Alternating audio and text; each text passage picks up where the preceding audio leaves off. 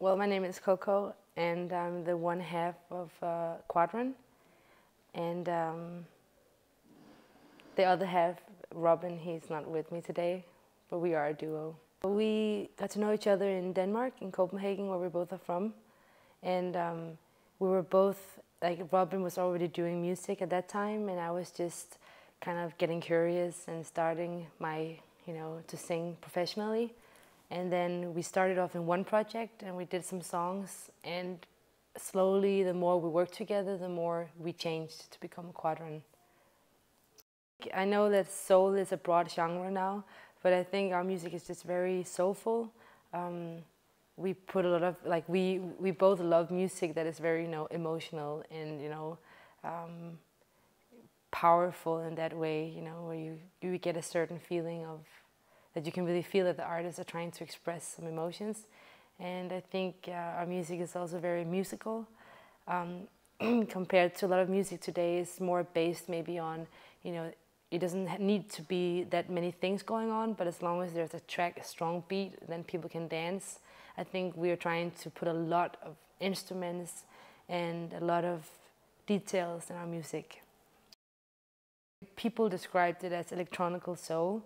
And I think the electronic comes in because many people think that soul music sounds like what it did in the 60s, where it was very like, 60s kind of, like Amy Winehouse albums were very like soul, throwback soul, like 60s. And our music didn't really sound like that because we also sometimes changed some of the original sound of the keyboards or the drums. And I think that because music nowadays is recorded on a computer and not on like an old tape recorder, I think that some people would call it electronic because we can manipulate the sound. I don't think, and maybe the first album had more elements of electronic or manipulated sounds, but I think the second album is very more natural and organic. In the first album we wrote the lyrics together, and the second one I really wanted it to be more personal and more about my personal life. Because it feels good to sing about something on stage and knowing that it's something that you really experienced or felt. I think it feels good to share a little bit more of yourself with your audience, to me at least. It's like, for me it's like also like a friendship, if you give more of yourself, you maybe also get more back. So that's how I felt.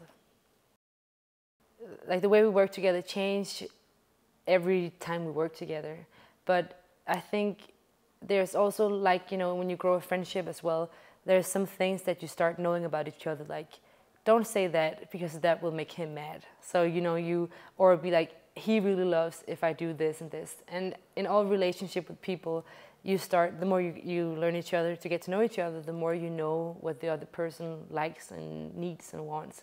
So for me and Robin, I think we kind of already now know what our forces are, like what am I good at and what he's good at, and what do we both like and want. So it's definitely getting much easier the more we work.